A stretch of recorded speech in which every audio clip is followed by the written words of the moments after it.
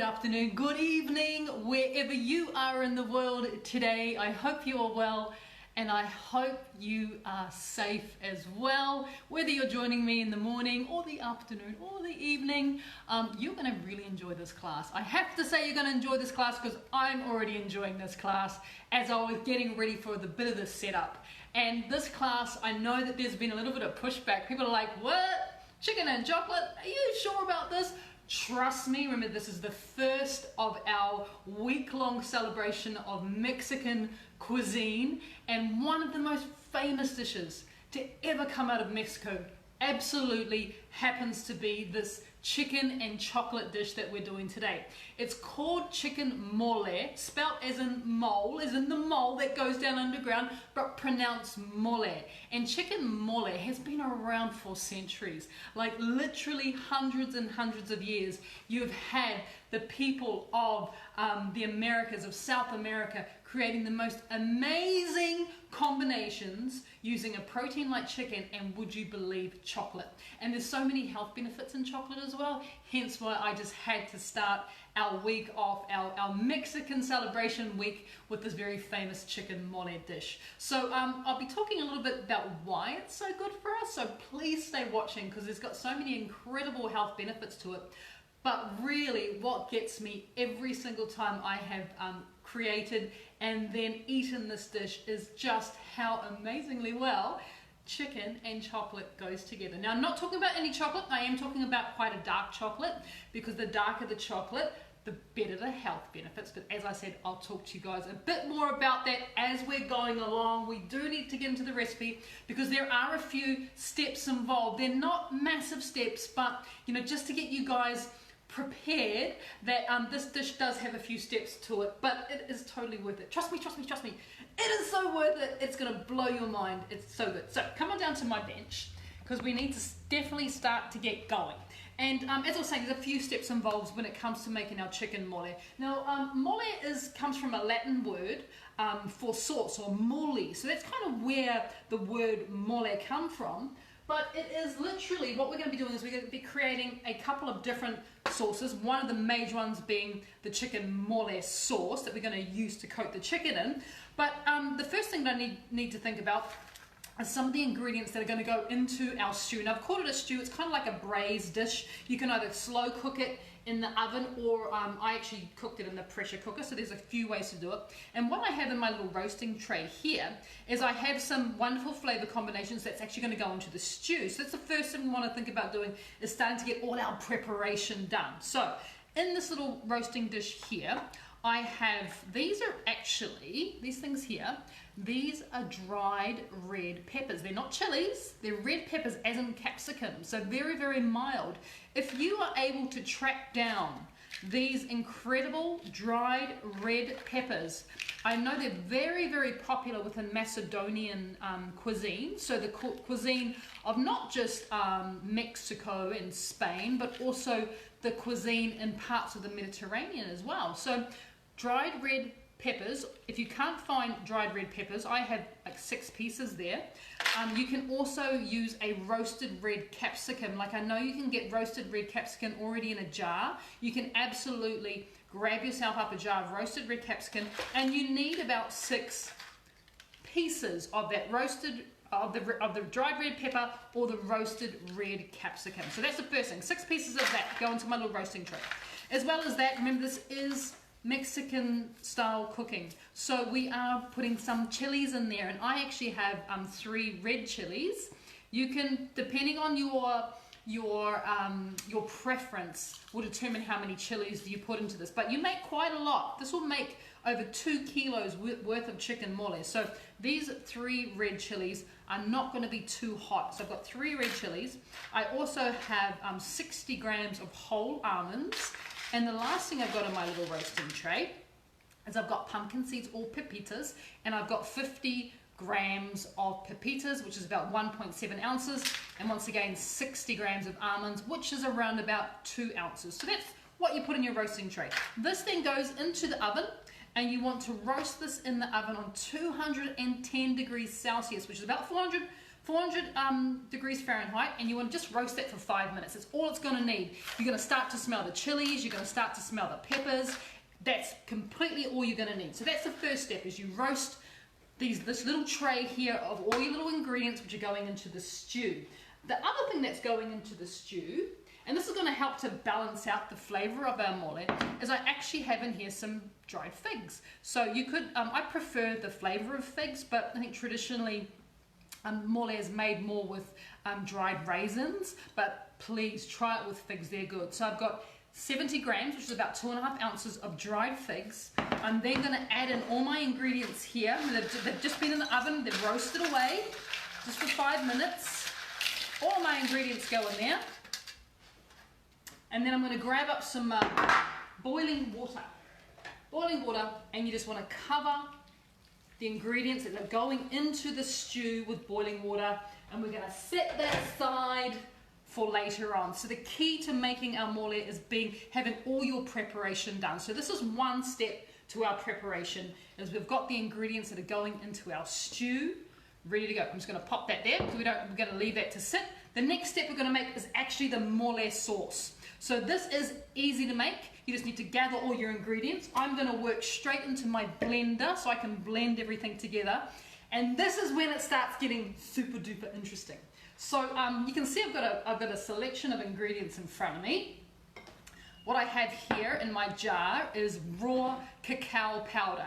Yes, we're going to be putting cacao powder into the sauce of our mole, and you want to put in 4 heaped tablespoons of raw cacao, not cocoa powder, but you want the raw cacao to go in here. So the cacao is not only going to help to flavor our mole sauce, but the cacao is also going to give it an incredible depth of color. It's going to blow you away what color the stew is when it comes out the other end. It is fantastic. And of course, we've got all our health benefits of adding something like cacao into a sauce. So I'm doing the cacao, but I'm also, what I have here is also some dark sugar-free chocolate chips.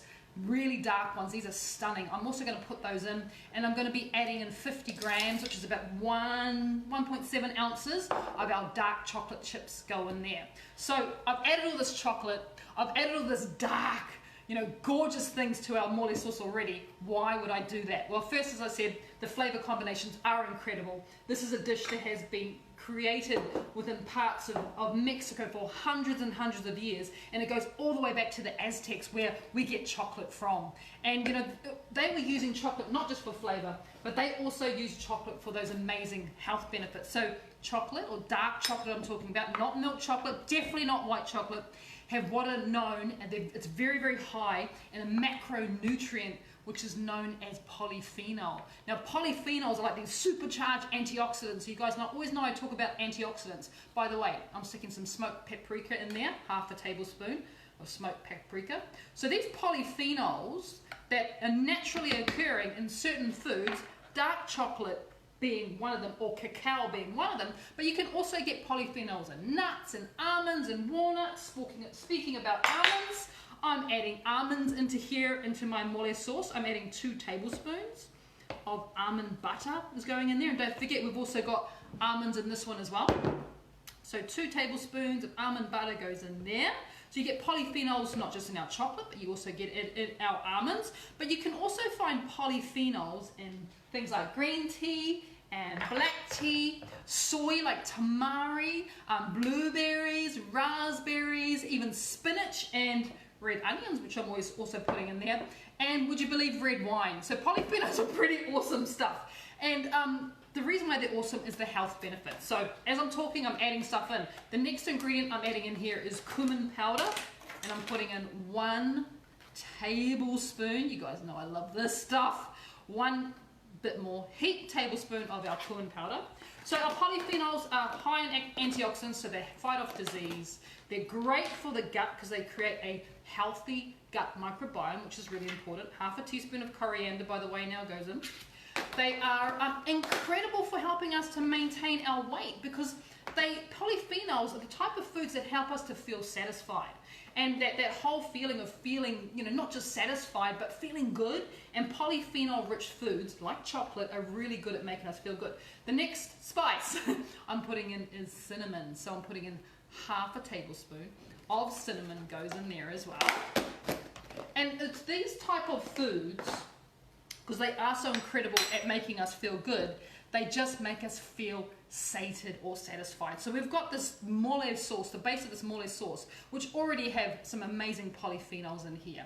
So the next thing that we're going to add into here is I've got sort of, you know, I've got a pretty good flavor base, but I want to add some prebiotics. And the way I'm going to be doing that is with inulin, and I'm going to be adding in 4 tablespoons of inulin powder now goes in there. This is not just going to help to balance out with a bit of sweetness, but we have just added in a whole lot of dietary fiber into our mole sauce. So we're creating this really, really healthy base to our stew with our inulin, which of course is that wonderful dietary fiber, and it's that wonderful prebiotic to help to balance out our gut bacteria. So that goes in there. And the last thing that I'm going to add into here is these tomatoes. Now traditionally a mole sauce is made with tomatoes called tomatillos, and they're green tomatoes. They're really, really hard to find. So if you struggle to find tomatillos, normally you can find them canned. I haven't seen them fresh here very often in Australia, but you can also go for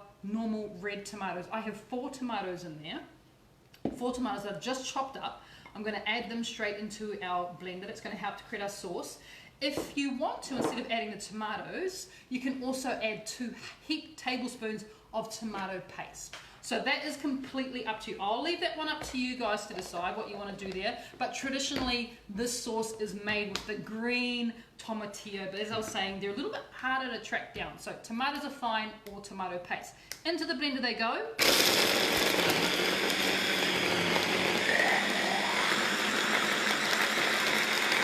I can hear it being quite chunky. That's good. Oh, what have I done? I know what I've done. There we go. Whoa, there we go. Let's try that again.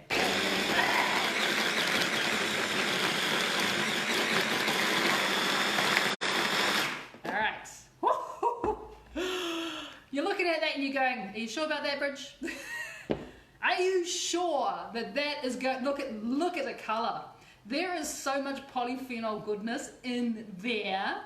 I mean, this is going to help to balance out your blood sugar levels, so it's great for diabetics, it's anti-inflammatory, it's amazing for your brain health, so cognitive functioning, and it can also assist with heart health, all of that in this amazing sauce. I know, crazy, right? So that is our mole sauce done. It's still a little bit chunky, which is what I like, but you know, you could be mistaken for thinking that's Nutella. That's kind of what it looks like, right? But isn't it fabulous? It is, and it already smells so good. The combination of the acid from the tomatoes and then that dark, bitter chocolate from the cacao is just phenomenal. So that's done. That is ready to go to be added into our other ingredients. So of course we cannot forget that one of the main ingredients that we have in our chicken mole is of course chicken. Now the type of chicken that I'm using today, as you can see, I'm using chicken thigh. It's been boned, it's been skinned.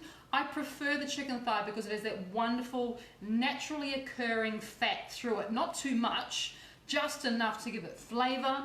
It's also, you know, the thigh muscle gets used quite a lot, and you find that that types of the animal that get used often tend to have more flavor as well. So I prefer the chicken thigh to the chicken breast here, only because it's got way more flavor and it's got that naturally occurring fat on it.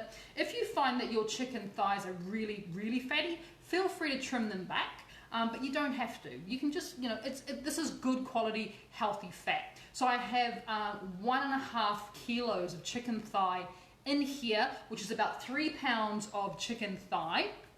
I'm then just going to add in the sauce that we just made. Remember, this is the mole sauce, and that color is what you are looking for, and that color can only be achieved when you add in that wonderful raw cacao with all those fabulous polyphenols, of course. So I don't want to waste anything. So I'm just going to give it a good scrape with my plastic spatula, because there's just so much flavor and goodness in this sauce, and that's why I just think it's perfect for us absolutely perfect for our gut health, healthy ways.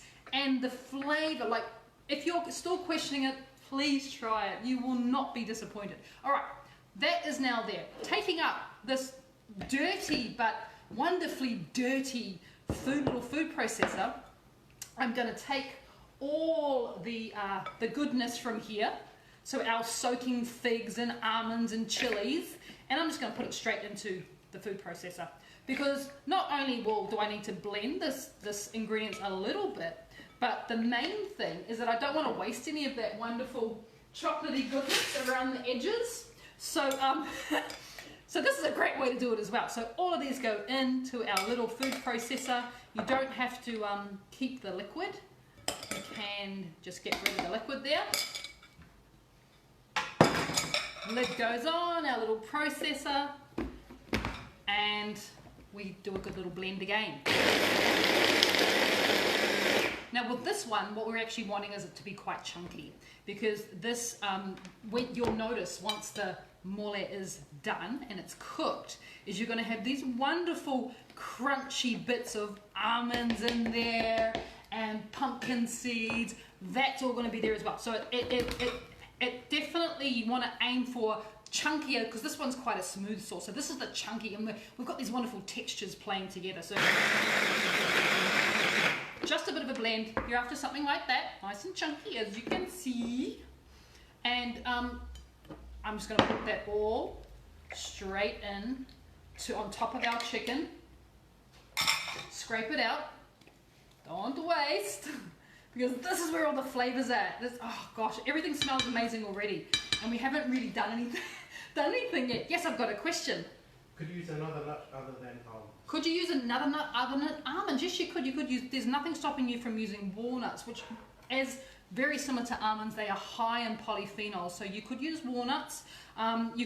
You could even try it with, say, sesame seeds as well, if you wanted to do a tahini instead of an almond and put sesame seeds in there. So you can absolutely play around with these type of flavors. Only nut I wouldn't suggest you use is peanuts. Not that they're a nut, they're actually a legume, but peanuts are not good for anybody. So I would absolutely avoid using peanuts, but walnuts, sesame seeds, if you want to have a nut-free version, you can totally do that. You could even use sunflower seeds as well. So I'll allow you to play around with those types of flavors. So the last things that we need to do is add a few more ingredients that are going to go into our stew. I have in here just a chopped 2 medium-sized red onions going into there.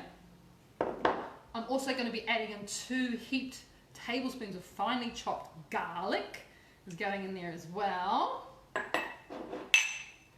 And then I'm going to grab me some gloves, which is probably the easiest way to do this, is grab you up some gloves, because you're going to get your hands involved in there. And yeah, you don't want to make a mess. So definitely if you've got some gloves, if not, just get a spoon and you know, just take your time with the mixing. But obviously this is going to be a really efficient way to get involved and make sure, it feels good. And this is also therapeutic, right? But this is a really good way to make sure that the chicken, which is what you want, is going to be completely covered in that fabulous mole sauce. Feels it like, so this is therapy. This is, after a hard day, there is nothing quite like this.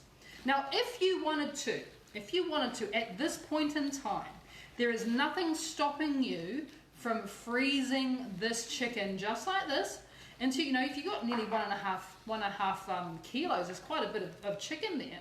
But let's say that's just, you're making this for just yourself or a couple of people, you could absolutely freeze half of this and cook half of this, because it freezes really well. But if you wanted to make it all, you could also freeze it once it's cooked as well. So there's a couple of options there, but this dish is really good for meal prepping, and I'll explain to you why as we're going on later on down the track. So you can see that that's really well mixed in. Yes, we got another question, Mahi. Susan James has asked, can you substitute tofu for the chicken if you don't eat meat? Susan has asked, can you substitute tofu for the chicken if you don't eat meat? Look, Susan, I've never tried it, but I don't see why not. But let me say what's probably a nicer option for you is instead of substituting it with tofu, I would substitute it with jackfruit. So the brined canned jackfruit that you can get, that's what I would definitely substitute with. I think it's going to give you a better texture, because the jackfruit, once it's cooked in the mole, and you only have to cook it in the mole sauce for about probably not even half an hour. You could just bake it in the oven for half an hour, but you're going to get a really nice texture from it as well. So we've got that on. We're just going to add a little bit of liquid with my sticky hands, and I'm adding in 200 mils, which is about 7 fluid ounces of kombu water is going in there. So as you guys know, kombu water means we've just upped our metabolism, so it's going to be a really good iron rich dish as well, thanks to our bit of kombu that we've added. So 200 mils of kombu. What you're going to do now is, if you have a pressure cooker, you're going to take all of this ingredients, you're going to put it into your pressure cooker, and you're going to set your pressure cooker on medium to high, and you're going to cook this for 40 minutes in your pressure cooker. If you don't have a pressure cooker, I would then suggest that you put it into either a roasting tray and cover it with foil, but I actually like to do it in my Dutch oven, you know, my cast iron Dutch oven with the lid. Put it into your Dutch oven. It goes into the oven at 150 degrees Celsius, which is 300 degrees Fahrenheit, and you want to let it cook for about 3 to 4 hours, really low and slow. So you can pressure cook it, or you can cook it in the oven. I'll leave that up to you as well.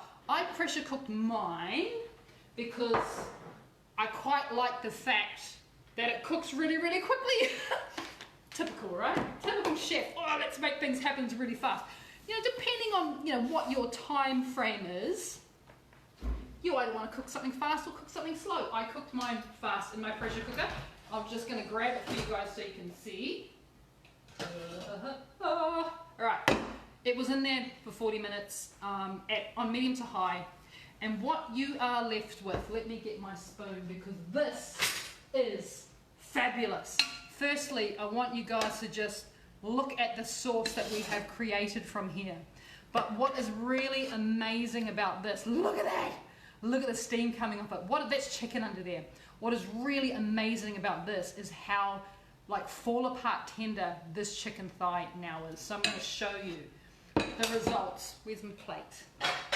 The results of our, you know, which is not a lot of work. And I do find that these types of ingredients, we tend to have them anyway. It's not like we're going out of our way. If you've been using my recipes for a long time, chances are you already have these ingredients. You know, even though it may seem like there's quite a few, but the result, guys, I'm kind of a little bit lost for words, because it's one of those things that until you try it, you know, do you realize just kind of how fabulous that is. I mean, look at that. So I want to break into the chicken because I want to show you how tender. Look at that. That is just so incredible. And now what you have, apart from the most amazing chicken and chocolate stew, you now have the ability to turn this into whatever you wanted to. Imagine now serving that with cauliflower rice or even broccoli rice. I like to do things like this when it comes to serving it, is I take a few more pumpkin seeds and sprinkle them on top. I might even do some coriander stalks, of course, because that's where the best flavor is, in the coriander. I will do a bit of finely chopped coriander can go on there, and there's nothing stopping you from even throwing a few just chopped almonds on it. And this, for me right now, and for Mahei, is we would have that as part of a gut healing bowl. This would be our protein with pickled vegetables, like pickled lemons, or even lemon pickle, but also the red cabbage pickle is amazing with this.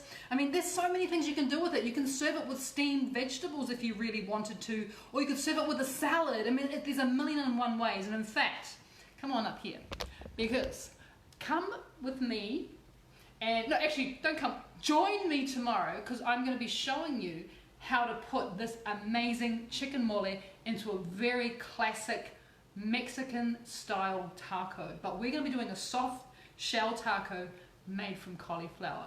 So now that you've got this, you have the base for so many incredible dishes. And of course it freezes well, and it will even live, you know, the longer you let it sit. So if you were to because we're making this tomorrow. We're gonna do chicken mole tacos tomorrow, and we're gonna do a guacamole and all that sort of stuff. But if you leave this to sit overnight, the flavors are even more amazing than what they are today. So I'm gonna have a bit of a taste. I mean, just look at that. Look at that chicken. That's incredible. It's almost ridiculous how good this tastes. It's almost ridiculous because it's so completely unexpected. Well, unexpected if you haven't, ever tried chicken mole before. But for anyone who's had chicken mole, you know exactly what I'm talking about. Just with that sauce, like seriously, my hand's looking at me. There is so much flavor in there. And no, it doesn't taste like dessert. It tastes like the most wonderful, well-balanced chicken stew. Tender, melts in the mouth. It has layers, There's a complexity about this that is the unexpected part.